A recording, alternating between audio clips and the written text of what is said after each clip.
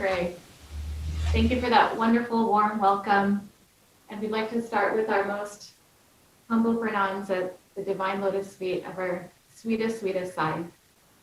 We ask that you please be with us tonight. We want to thank you for this opportunity to share with you all today.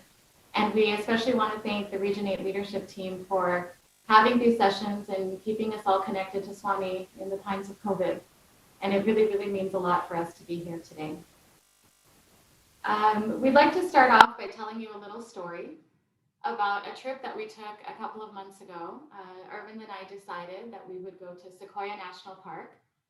We thought that it would be a nice place to socially distance and just get away and spend some quiet time up there.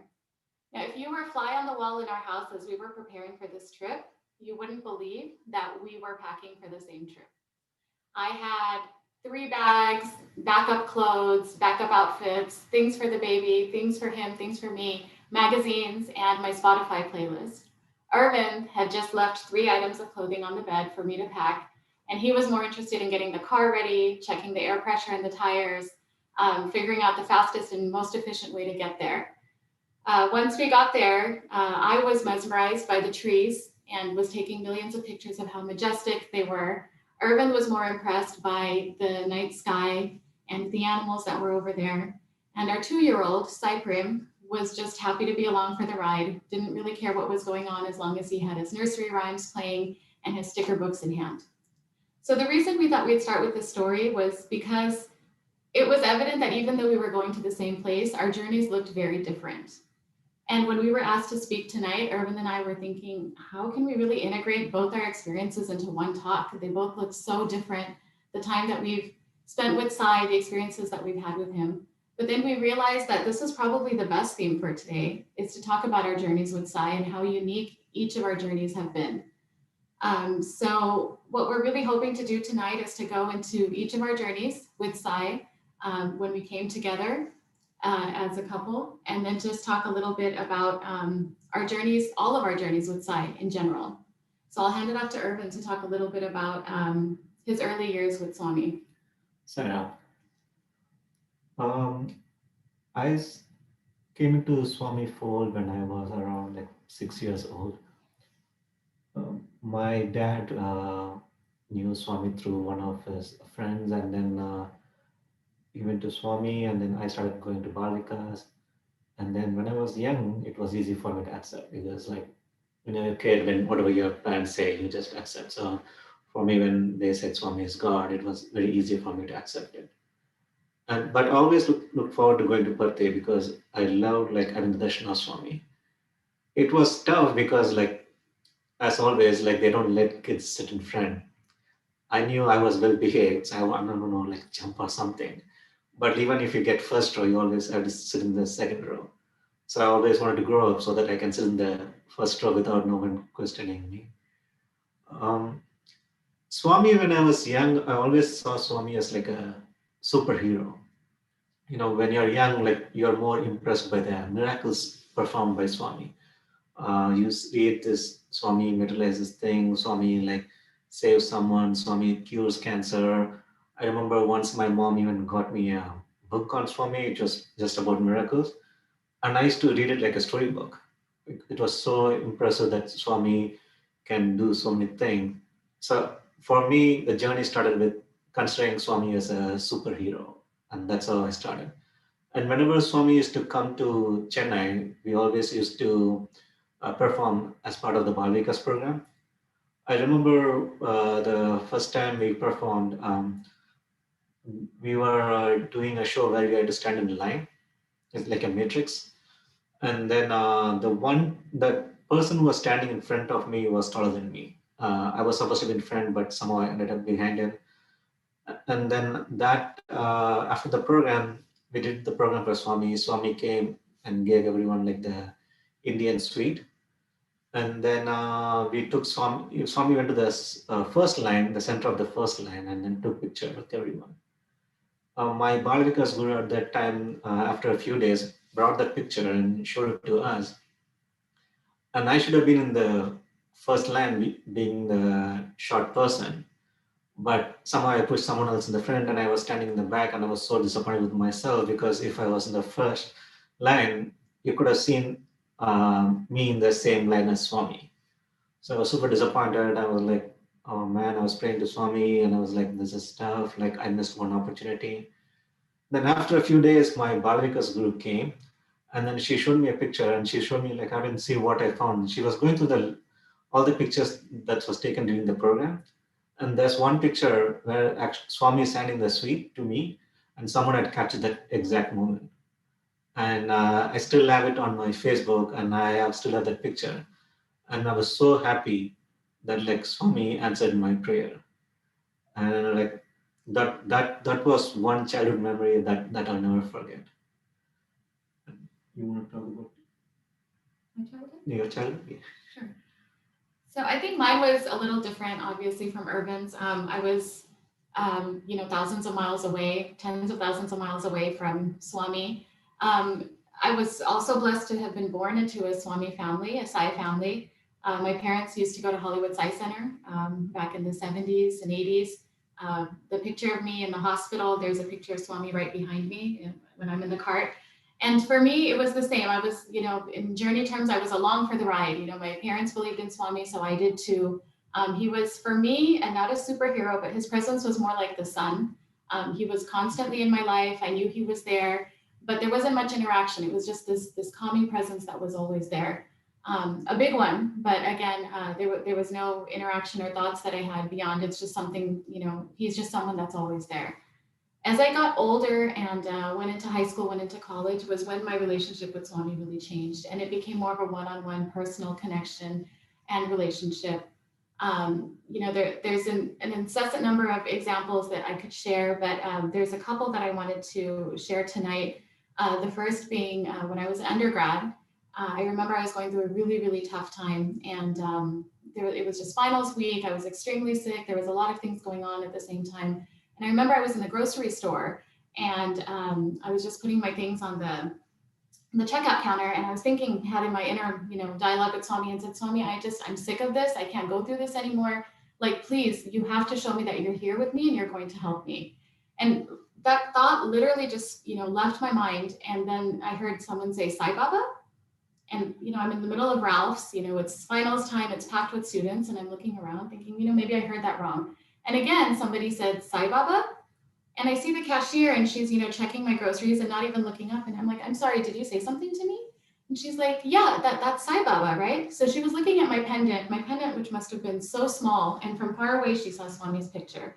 And she's like, my sister is a big believer in Swami, big believer in Sai Baba. She's been to India so many times, and it makes me so happy to see him here today. So it was just a small little thing like that, things like that happened throughout my journey in my teens and my 20s, where Swami just gave me these little visiting cards where I knew that he was with me. That reminds me of a story, a similar story. When I was in high school, we used to go to this Seva and Parthi, and like for Chennai, it's different times. Usually it's summer, and sometimes you get to go in the around October time too. Once my parents went for that Seva, and we were staying by ourselves. So, and then I went to school, like, like, yes, that's my parents, like, being super protective, never leave us alone. They always there. So this was one of the times when they left us alone. And I remember going to school and like, like just, like Swami is there. But like when I was playing in the school playground, I see something really shiny on the floor. So I'm thinking, like, I'm just like curious, like, what is this shiny thing? And then I pick it up. It's the back of a pendant with Swami's picture on it. And that was a really good sign for me that Swami is saying, like, like even if your parents are like away, like I'm going to be with you and be protecting you. There were numerous cases where Swami shows his presence.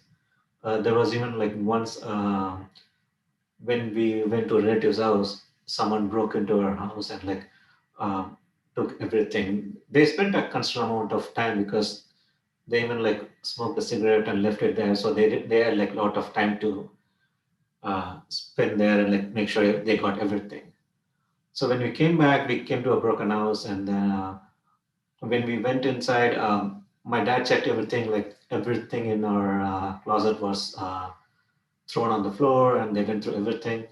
There was only one pants, like a blue colored pant, because my dad never used to use wear colored pants. He always used to wear white and white. So this one was, I remember seeing that, and that was the only one which was not touched. And inside that, rolled in that pants, is my dad had kept like 1,000 rupees for going to Parthi. So that was the only thing in the whole house which wasn't touched. And we have no idea why he didn't touch it, because he had absolutely like all the time in the world to go through everything. So that was another thing that reminds us like Swami takes care of everything, and like Swami, like if you have like good intentions of doing good things, Swami takes care of that. That's incredible. I didn't even know that first story. So along those lines with the good intentions, the next story that kind of came to mind that I wanted to share was when I had gone to Puttaparthi back in 2010, and I, had wrote a letter to Swami, and my brother had given me yellow legal pad letter paper to write on. And so, I put it in the envelope. We went to Darshan. Swami took the letter, and during bhajans, he was reading. He was opening the letters and reading them one by one. And so from like far away, I could see at one point that he was holding up yellow legal pad paper. So I knew that Swami was reading my letter. And my letter was your typical, 20 something letter, please Swami this, please asking Swami for one thing or the other. And then at the end, I just had included the line that please make me your instrument, which was genuine when I wrote it. And Swami took me up on that offer. Because as soon as I flew back to Bombay a couple of days later, I opened my email. But, back then we didn't have emails on our phones and everything. And everything I saw in my inbox was, you've been nominated for YA Rap, you've been nominated. And I was shocked. I couldn't believe that I had been nominated. Didn't think that I would take the role. I was, extremely introverted, extremely shy. I wasn't sure if it was right for me. But I had some wonderful people on my side that convinced me to take the role, and convinced me to take it at a time that I really needed it in my life. And so it was such a wonderful blessing, and the way that it just kind of fell into place, and that Swami knew that he wanted me to know that he had read my letter. And so it's just the experience of being YA rep was more for me than I think it was for the organization. It was for me more working on myself than the other way around. And a couple of years after that, I decided to pursue some more graduate studies. And so just kind of applied to some programs and, thought I'll see what happens. And I got into University of Pittsburgh out in Pittsburgh, Pennsylvania. And having never left Southern California, I wasn't sure if this was where I should, go next. I remember, talking about it to death with my friends and family, and I've never been out by myself. And so one night I prayed to Swami, and I had to make the decision fairly quickly because I needed to get everything, move out there, find a place to live. And I left it to Swami, and I said, Swami, if you want this to happen, then please just let me know. So that night, I actually had a dream that I had arrived at Pittsburgh train station. And at the train station behind the counter, there was this huge picture of Swami with both of his hands raised above his head, and this green grass below him. So I took that as a sign, and I thought, okay, Swami really wants Pittsburgh more than anything else. And so blind leap of faith, just packed up my things and I left. When I got out there, it was just a few days before the semester was starting, and I didn't know a soul, didn't know where I would live. And so just started, cold calling and asking if anybody had any apartments available. And most people just laughed at me and they said, ma'am, the semester's starting, you're not going to find anything, good luck. And so I, again, said, Swami, you called me out here. I know there's something that you're going to do for me. I called one other place and they said, yeah, we do actually have one apartment available. There's a few people interested, but if you want to come down, take a look at it. So I said, okay. I got to the leasing office and I was waiting in the leasing office, and I'm like, okay, Swami, you need to let me know if this apartment is for me. And right then, my friend Karthik texted me at that moment and said, Sairam sister, this apartment is going to be for you. And so I was like, okay. They took me up to look at the apartment. It was exactly what I wanted. It was in a safe building on a high floor. There was a doorman, and I'm like, okay, this is perfect. So I asked the leasing agent, what about bus stops and everything? I didn't have my car out there. I was going to be taking the bus to class. She's like, I don't know about anything. You need to look into that, but it's a nice neighborhood. I'm sure you'll figure it out. Again, Swami had placed everything right in order for me. And it turned out that the bus stop was right below my building. It was a straight shot to campus and a straight shot back. So I never had to worry if I was studying late at the library or late on campus. There was a grocery store right across the street, so I didn't have to worry about dragging my groceries on the bus in the cold or anything like that. It just seemed that Swami had placed everything in order and was really helping me out. It felt like things just fell into place miraculously. And then a couple weeks after I had settled in and things were feeling good, I thought, let me look up the Sai Center here and, go sit in bhajans for a while. I really missed, the Sai world. And so I looked up the address, expecting it to be somewhere in the suburbs. I was closer to the city and, was thinking, how many buses am I going to have to change? And will I figure this out? It turned out that the Sai Center was just 1.5 miles from where I lived. And so I walked over and got to it was a beautiful center that used to be owned by the Quakers. And so different religious groups were still meeting there, which I thought was so beautiful. And I walked in and I remember the first thing I saw was Swami's picture at the front of the bhajan hall. And it was the exact same picture that I had seen in my dream. And we're going to share a couple of pictures close to the end of our presentation. And I have the picture. And most of you will see that it's not a common picture of Swami. So the fact that I had dreamt about that picture and it showed up again in Pittsburgh just reminded me that Swami is definitely my best friend, definitely my mother and father, just watching over me every second of the way. Even on the other side of the country when I didn't know a soul, he made things happen. For me, like after high school and finishing my undergrad in India, I applied for my master's in US and then I came here. This was right after the 9/11. So everyone was super strict. Even the visa process was tough. Only like 25% of the people are getting acceptance. So this is the first time I'm leaving home. Like even for undergraduation, I stayed home and like went to a local college. So my parents were super nervous. I was the youngest, so my elder brother used to do everything, and they kind of were protective with me. So I've never done anything. So this is the first time traveling, and that to come to a different country. So I came here. At the port of entry, they have to stamp our immigration document, which is called I-20, which is the most important document you have to submit to the university the following day. So they stamp it, but because of the 9/11 effect, they were super strict. Like even at the gates, there was security. So you had to go through a lot of security before you board the plane. So after getting it stamped, I had to carry that form with me. And then in one of those checks, I think I left the form somewhere and forgot to pick it up.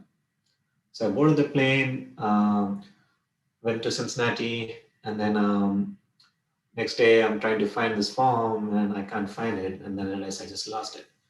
I talked to my seniors there and they were saying like, you might have to call immigration, you might have to go to the port of entry. Like this is the first time in a new country and I had no idea like what to do. And then I went to the immigration service, and there they said like I told them about my situation, like hey, I don't have the copy, I don't have the stamp, and they were like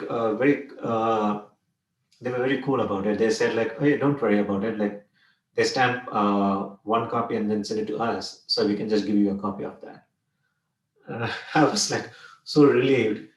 And that night or the previous night, I don't remember, but my parents were also like very nervous. And that night, like I saw Swami in my dream, and like Swami has that like a blessing pose, and he told me like, "Don't worry, I'll take care of you in US." So that was like such a powerful message for me, being away like completely, not knowing like the rules and regulations here, but like Swami coming and assuring me that like he'll take care of me. That gave me like really like a good energy. And this stage of life, like when I was young, I consider Swami as a superhero. Like at this stage, like for me, it was more about reading Swami's teachings. So I used to print Swami's discourses online. I used to work in a dormitory as on-campus job, so you're just basically sitting there doing nothing. So I used to print these documents and read Swami's teaching. Reading Swami's teaching like always gave comfort, even in like when times are tough. Somehow when I leave like Tapovanam or like some other discourse, I found it always calming. Like, so I got involved in like reading more Swami's teaching and like, and then after I graduated, I moved to Los Angeles. Here, like I was going to center, but not often. The reason is we didn't have a car, and like someone has to always come pick us up to go to the center.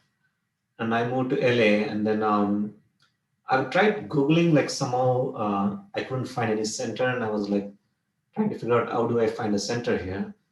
One of my friends went to a association he's part of, so he asked me, "Do you want to come with me?" So I went there. There I met my Balavika's guru from India. She was here because her son is here, and she came to meet him. So I asked her about centers, and then she gave me Chatsworth Center, and then the phone number and everything, and then she said like, "Why don't you start going there?" And November 2006, that's when I started going to center, and I went till like 2016 before I moved to Orange County. But like, so whenever you like look for Swami, that Swami says like, take one step towards me, I'll take 100 steps towards you. So mine was just thinking about like finding a center, not even like very actively looking, but Swami already took the step of providing me with a center which was really close to me and which was very special. Yeah. I guess then the next chapter after that for us was our marriage. I think I know I had always prayed to Swami for another Sai devotee.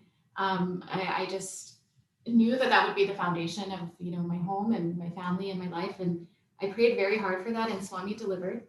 Irvin and I decided to get married in Puttaparthi. We thought that it was just natural. It was just a decision that came very quickly and very easy for us. But once we made that decision, we realized we didn't know anything else in terms of planning a wedding out there. I consider myself an amazing event planner, and we had both been to Parthi a gazillion times, so we thought piece of cake. But once we got out there, a few months before the wedding, we realized that it was not going to be as easy as we thought. There was a language problem. Most folks only spoke Telugu. Yeah, We that was didn't. the thing is I didn't know Telugu much. I know broken Telugu, and she knew Hindi, so it was Broken like Hindi. so it was communicating through Hindi, which I didn't understand what she was saying. So basically, it was like it was pretty tough to communicate, like because in India too, it's tough. Like when you say something, they will say they'll do it, but they may not end up understanding what you want to do. So that was a challenge for us. So we were pretty worried, like, and it was tough for us to find people to do things too, because like in Sparti, you had to get food, you had to get like accommodation, you had to get like some decorations done.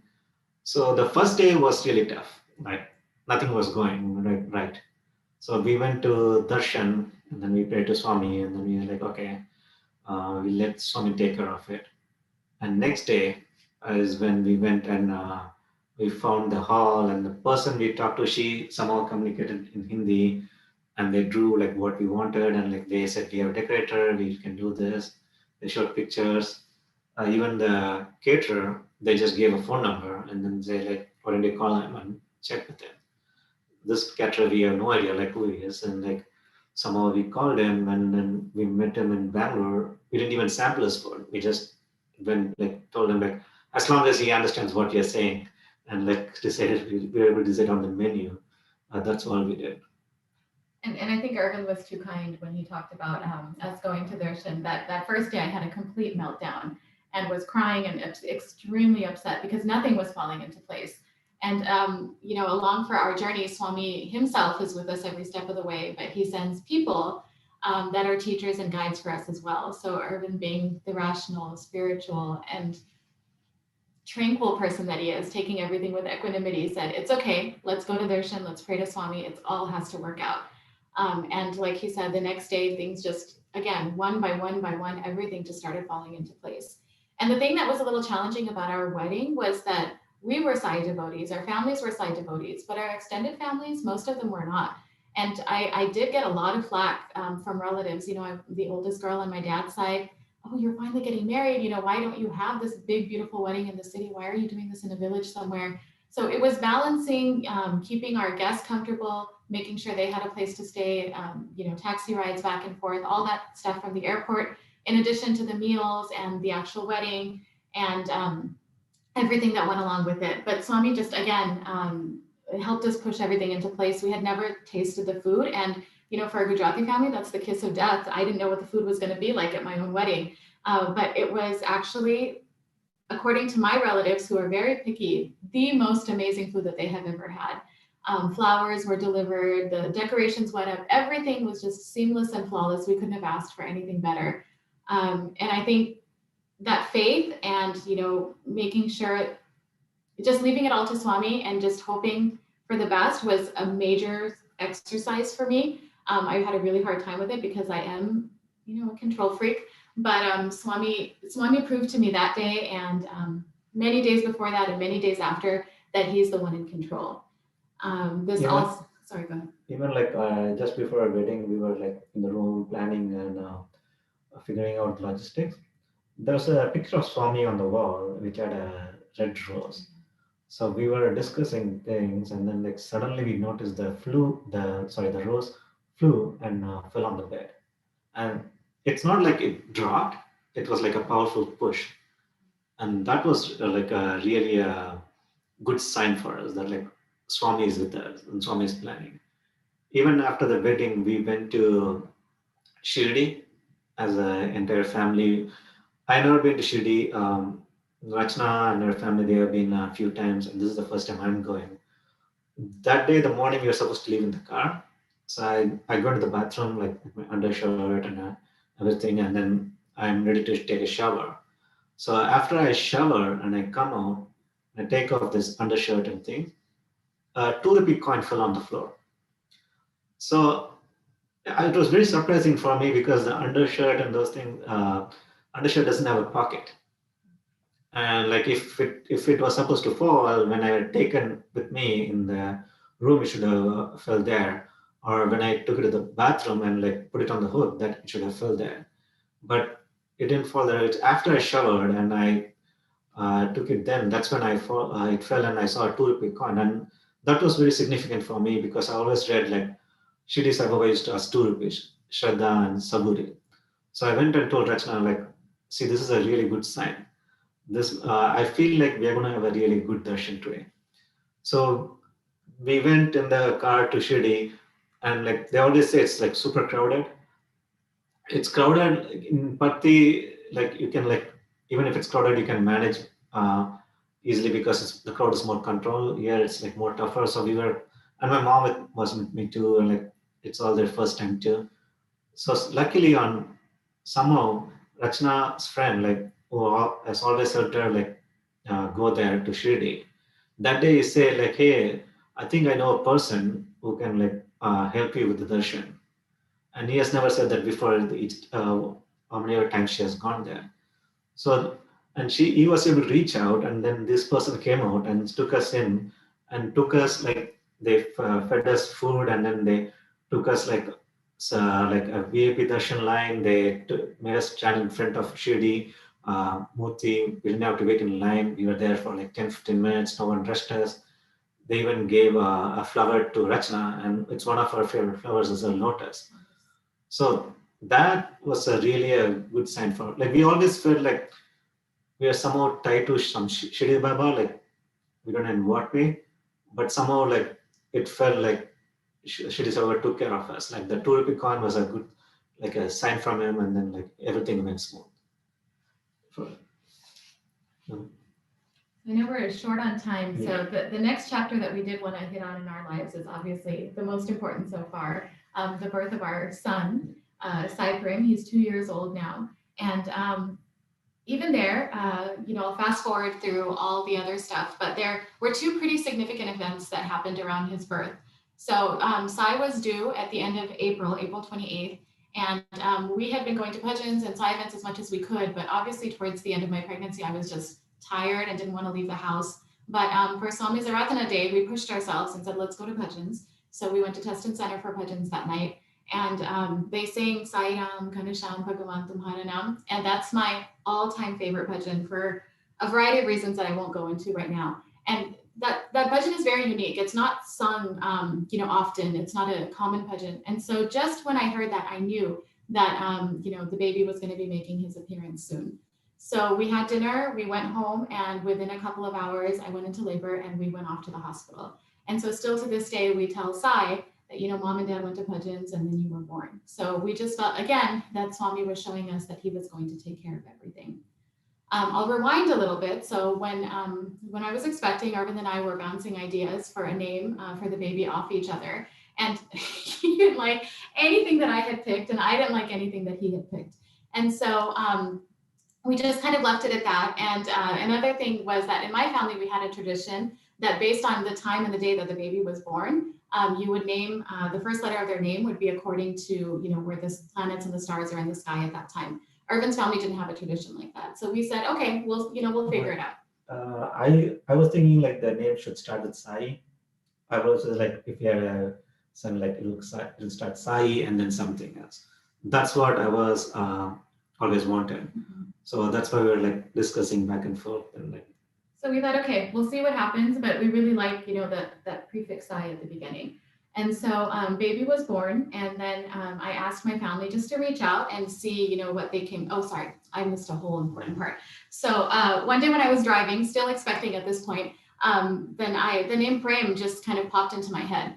And I thought, why Prem? That's just kind of weird. But then right away, I just kind of erased that name because it's also a very common character name for one of my favorite Bollywood stars, which Irvin doesn't like at all. So I didn't say anything. I just kind of let that name go to the wayside.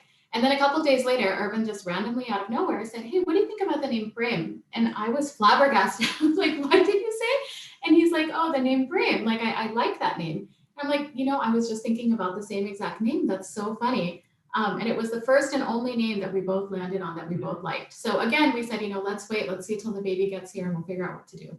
So once baby was born, then I had reached out to my family and asked them, let's see what letters they come up with, based on when the baby was born. So they reached out to an astrologer who got back to us, and he told my brother that based on where the stars and everything were, that the first letter of the name should start with the letter S.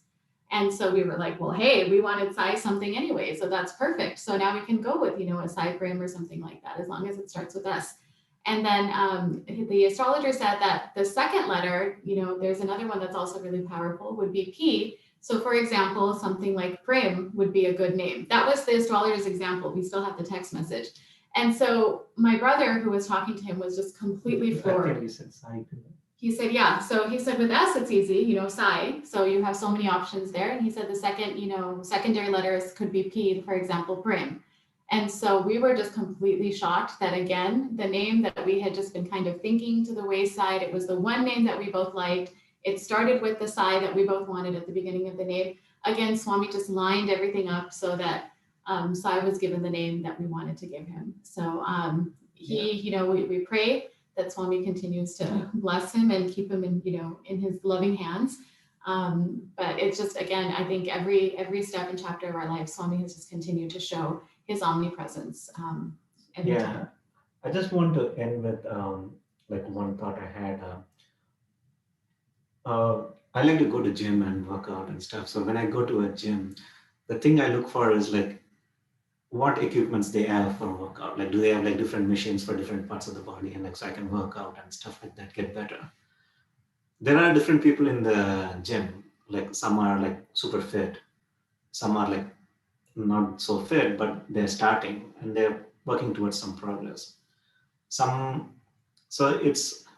But there are different people which I'm not bothered about because it's an individual effort and individual motivation.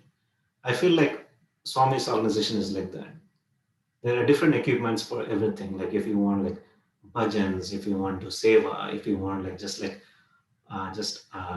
self-motivate and like progress on your own improvement.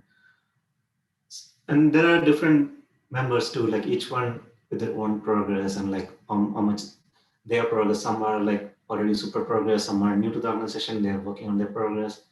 But I believe like if you have self-motivation and like if you put like your discipline, Swami organization provides a way to get mentally fit and achieve your goal. It takes, it's more on the individual effort. And Swami, with his infinite grace, has provided this organization an opportunity for us to improve ourselves. And that's the next part of my journey going forward, is to put Swami's teaching into practice. Like so far, I will consider him a superhero. I read a lot about his teachings. Now it's time for me to put into practice and be a good example for my son too. I hope Swami guides me and helps me through this. I think for me too, when we were both reflecting on just kind of how to close up and wrap up our talk, again, just looking at our own journeys, what we think about it is different from one another. And so for me, everything that I gleaned, just kind of thinking through all the experiences that I would talk about today, was that these experiences, yes, they're wonderful. And, we're so blessed for Swami to show us his presence in all these amazing and, sweet little ways. But the big picture and the main thing, the heart of it all, is the journey. And the fact that sometimes we get kind of lost in the superficialness of the journey of life. And, here we are blessed to have Swami as our companion, Swami as our navigator, Swami as the road itself, and Swami as the destination guiding us. He's given us all the tools and everything that we need. We have discourses and books, and his life was an example. And we're blessed to have, the Lord himself showing us the way to the destination. But, and I'm being vulnerable and transparent. I get lost in the bustle of life and the hustle bustle of life. And, we often think that, oh, once my career is set, then I'll be spiritual. Once my family's set, then I can concentrate on being spiritual. But actually, thinking through all these experiences, I realized that it's not, this is all the important part of our life. And then when we have time, we make time for spirituality. It's that they go hand in hand together through that journey of life. And I'm far from that. I realized that, of spending time planning for this trip to Sequoia, I probably spent more time looking up, reviews and things like that, more than I spend reading Swami's discourses. I learn a ton from Irvin than, how much he reads and what he gleans from these. And so I think we all have a long way to go. I know I definitely do, but this was definitely an eye-opening experience. So again, Swami knows that sharing is more for us than it is for all of you. And I definitely had an epiphany while we put these together. So we'd just like to share a couple of quick slides. It should be like, we'll keep it quick. 30 seconds. Yeah. 30 seconds.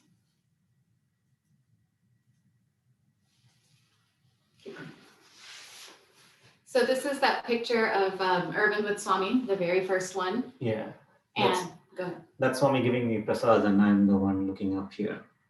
The next picture is the picture from the Pittsburgh Science Center that I wanted to share, that I had in my dream, and that was also in the center. And then just a few pictures from our wedding. Swami just, obviously showed up everywhere during the wedding, but that's the flower at the top that we were talking about. And someone had actually taken a picture of the fire as we were walking around it. And, you can see Swami's kind of outline in the fire. So again, just Swami's grace coming through every second of that day. And then we just shared our reflections, and we were hoping to just leave this up for a few minutes, but given time, we won't. But these were just some, go back just 1 second. Oh, it's fine. We can send it out later if anybody's interested, but there was just a collection of quotes that we had gathered from both Swami and from others just about a journey in life. And I'll just read this quote quickly, and then we'll wrap up. Life is a pilgrimage where man drags his feet along the rough and thorny road. With the name of God on his lips, he will have no thirst. With the form of God in his heart, he will feel no exhaustion. The company of the holy will inspire him to travel in hope and faith. The assurance that God is within call, that he is ever near, nor is he long in coming, will lend strength to his limbs and courage to his eye. Remember that with every step you are nearing God, and God too takes 10 steps towards you when you take 1 step towards him. There is no stopping place in this pilgrimage. It is one continuous journey, through day and night, through valley and desert, through tears and smiles, through death and birth, through tomb and womb. When the road ends and the goal is gained, the pilgrim finds that he has traveled only from himself to himself. That the way was long and lonesome, but that God that led him unto it was all while in him, around him, with him, and beside him.